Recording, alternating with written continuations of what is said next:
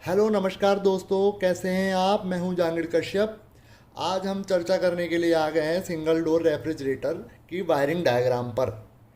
ये वीडियो जो होने वाला है बहुत ही यूज़फुल होने वाला है उन लोगों के लिए जो अभी आईटीआई कर रहे हैं या किसी स्किल प्रोग्राम में काम कर रहे हैं, या कोई जानना चाहता है कि ये सारी चीज़ें कैसे चलती हैं। एक नॉलेज के पर्पज़ से भी आप देख सकते हैं और काम करने के पर्पज़ से भी आप ये वीडियो देख सकते हैं। आगे हम बात करते हैं सिंगल डोर रेफ्रिजरेटर की वायरिंग डायग्राम। हाँ, इस वायरिंग इसके अंदर वायरिंग डायग्राम में कुछ भी नहीं है, बिल्कुल सिंपल है, बहुत इजी है। अगर आप ध्यान देंगे तो मैं कुछ एक छोटा सा एक एक्सपेरिमेंट करके भी दिखाऊंगा। थर्मोस्टेट के बारे में आपको रिले और ओवरलोड भी बताऊंगा। तो पहले हम बात करते हैं वायरिंग की। तो हमको यहाँ पर सबसे पहले चाहिए 220 से 230 वोल्ट। इतना हमको वोल्टेज यहाँ पर चाहिए।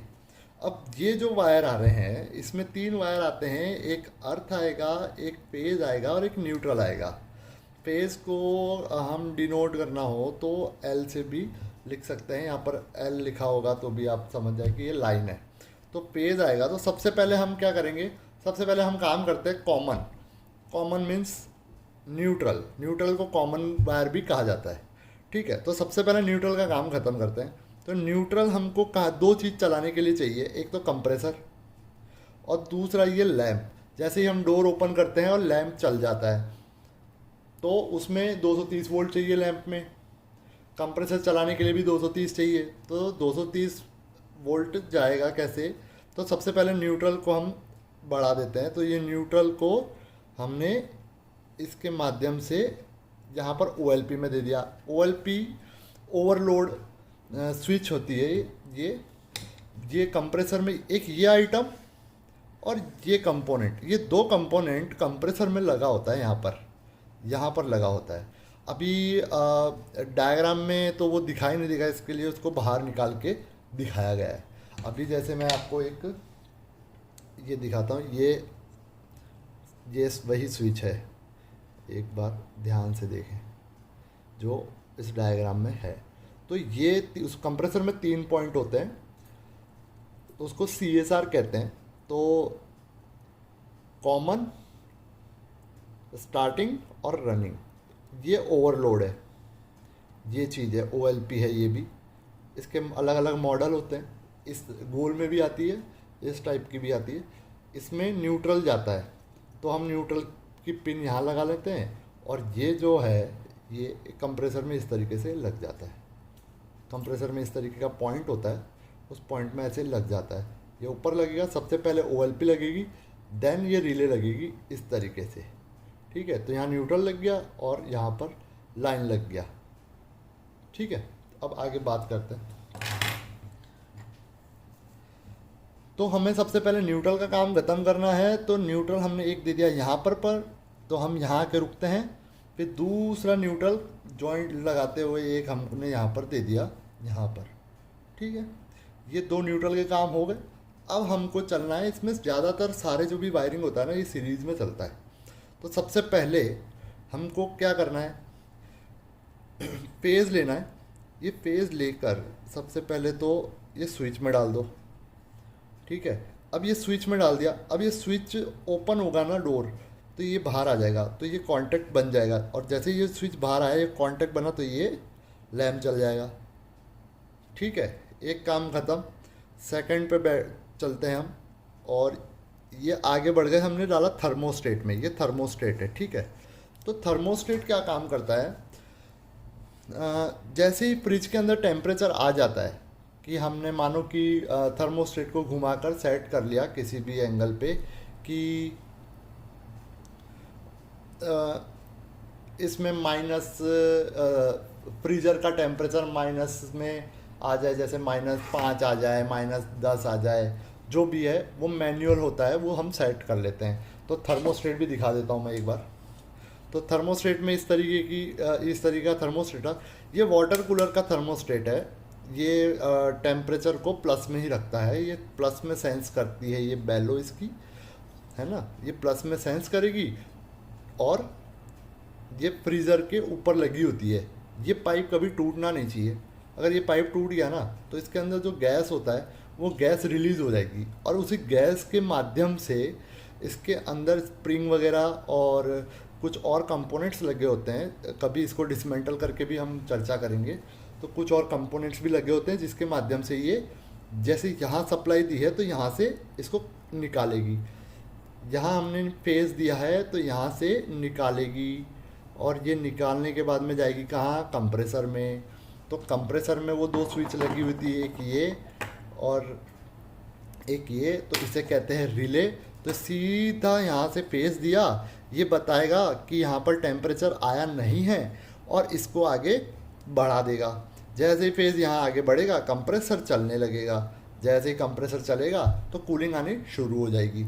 जैसे ही कूलिंग आनी शुरू होगी, इसके जो हमने जो सेट पॉइंट किया है यहाँ से घुमा कर इसको कि भाई 5 डिग्री आ जाए, ऐसे ये मैनुअल स्विच है, ये डिजिटल नहीं है, मैकेनिकल स्विच बोलते हैं इसको। तो अंदाज से रहता है ना। ये फ्रिज में देखा होगा आपने, 1 पे रखना है, 2 पे रखना है, 3 पे रखना है। तो इस प्रकार की जो चीज़ें हैं वो हम इससे सेट कर सकते हैं। और वो सेंस कहाँ होता है, वो यहाँ होता है बेलो पे। जब कंप्रेसर चलना शुरू कर देगा तो कूलिंग आना शुरू हो जाएगा। अब कूलिंग आ रहा है आपके फ्रीज़र के अंदर, ठीक है। अब एक टाइम ऐसा आएगा कि कूलिंग आ गया। अब वो सेंस करेगा ये बेलो बोलेगा कि भाई कूलिंग आ गया है, कंप्रेसर हो जाओ बंद। तो यहाँ से जो पावर जाती है ना ये कट हो जाएगी, तो कंप्रेसर हो जाएगा बंद आपका। इससे विशेष कुछ भी नहीं है सिंगल डोर रेफ्रिजरेटर के अंदर। अब मैं आपको एक छोटा सा आपको थर्मोस्टेट का जो मैंने ये बताया ना कि यहाँ से कट हो जाएगी, मैं आपको एक छोटा सा एक्सपेरिमेंट करके बता देता हूँ। तो ये थर्मोस्टेट है अपने पास, ठीक है।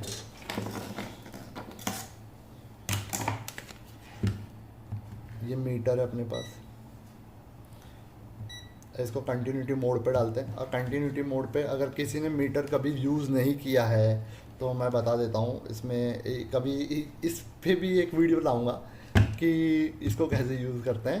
तो ये कैसे यूज़ करना है, तो ये हमने इसको कंटिन्यूटी मोड पे ला दिया है, ठीक है। कंटिन्यूटी मोड पे यानी ये 2 प्रॉब लगी हुई है इसमें, इन दोनों को शॉर्ट करूँगा तो वहाँ पर बीप बचेगी, मतलब पावर यहाँ से यहाँ चली गई है, ठीक है। मतलब शॉर्ट हो गया ये, ओके, कंटिन्यूटी आ गई है। अभी जैसे ही इसमें समझो ये लगा हुआ नहीं है, ठीक है। जैसे वाटर कूलर में होगा तो ये वाटर कूलर के पानी के साथ टच होगा, ये है ना। तो अभी ये लगा हुआ नहीं है, मतलब क्या है कि इसमें पानी ठंडा नहीं है, बाहर है। तो बाहर का टेम्परेचर अभी जो भी है यहाँ पर, अभी बाहर का टेम्परेचर आप मानिए कि अभी 28 डिग्री होगा, है ना, कमरे में। तो ये अभी 28 डिग्री पे चल रहा है, ठीक है। कंटिन्यूटी आ रही है, ये देखिए, ये देखिए कंटिन्यूटी आ रही है, ठीक है। अब मैं क्या करता हूँ, एक पानी का ग्लास ले लेते हैं जिसमें मैंने खूब सारी बर्फ़ डाल रखी है, ठीक है। अब ये हमने जैसे यहाँ पर आप मानिए कि यहाँ पे सप्लाई थोड़ा सा दिखाई दे, वैसे पकड़ लेता हूँ, ठीक है। अब मान लीजिए कि यहाँ पे मैंने सप्लाई दे दी, फेस दे दिया। अब वो फेस यहाँ से निकलेगा, ठीक है, ये निकल रहा है अभी। अब ये कंप्रेसर चल रहा है। अब मैं क्या करता हूँ कि ये बेलो है ना, ये बेलो को इसमें डुबो लेता हूँ। ये थोड़ा सा इस तरीके से, ये देखिए, आप मीटर की तरफ देखते रहिए। ये देखो मैंने इसको ऐसे लगा रखा है, ये बेलो को मैंने डुबोया इसमें। ये पानी जैसे ही ठंडा, ये देखो पानी ठंडा हो गया और ये बंद हो गया। अब जैसे मैंने इसको बाहर निकाल लिया, देखिए आप, अब बाहर निकाल लिया। अब जैसे ये बेलो गर्म होगा वापस कंप्रेसर चल जाएगा, तो यहाँ पे रीडिंग बता देगी। ये गर्म होने में टाइम लेगा, इससे तो इसको मैं थोड़ा सा पोंछ लेता हूँ, हाथ से गर्म कर देता हूँ। मतलब पानी और ऐड हो गया जैसे वाटर कूलर में, है ना। ये वाटर कूलर की है। तो जैसे फ्रिज में जैसे समझो कि टेम्परेचर बढ़ गया, है ना, कंप्रेसर बंद हो गया तो धीरे धीरे टेम्परेचर बढ़ेगा, तो वापस से चालू हो जाएगा। ये चालू हो गया। अभी एक आवाज़ सुनना, आपको आवाज़ भी आएगी थर्मोस्टेट में जैसे ही मैं इसमें डालता हूँ, ठीक है, सिर्फ आवाज़ सुना देता हूँ मैं आपको, ध्यान से सुनिएगा। हो सकता है कि आवाज़ बहुत धीरे से आए। इसको डाला मैंने इसमें, ये बिल्कुल मैं माइक के पास ले आता हूँ इसको, थर्मोस्टेट को।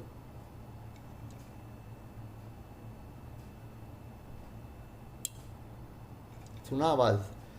तो ये ट्रिप हो गया, मतलब कंप्रेसर को करा दिया बंद। तो आज के वीडियो में इतना ही। नेक्स्ट टाइम मैं जो वीडियो बनाऊंगा वो बनाऊंगा डबल डोर पे। उसमें कुछ कंपोनेंट्स बढ़ जाते हैं, ठीक है, कुछ कंपोनेंट्स बढ़ जाएंगे। ये जो सिंगल डोर है सेम यही इस तरीके का ही वायरिंग रहता है, प्रोसेस इस तरीके का ही रहता है, सिर्फ कंपोनेंट्स बढ़ जाएंगे। और उन कंपोनेंट्स को यूज़ करके हम कैसे उसको कंट्रोल करते हैं, कैसे कंप्रेसर को चलाते हैं, कैसे कूलिंग कॉइल का फ्रोस्टिंग हम मेल्ट कराते हैं, टाइमर लगता है, हीटर लगता है, काफ़ी सारी चीज़ें हैं जिसको हम डिस्कस करेंगे। तो आई होप कि मेरा वीडियो अच्छा लगा होगा। अगर नॉलेज थोड़ी सी भी बढ़ी हो तो चैनल को सब्सक्राइब कीजिएगा। और भी वीडियो को अगर आप चाहते हो मैं और भी वीडियो बनाऊं तो प्लीज़ चैनल को सब्सक्राइब करें, लाइक करें और कमेंट ज़रूर करें, बताएं कि आपको और किस टॉपिक पे वीडियो चाहिए। तब तक के लिए जय हिंद, जय भारत।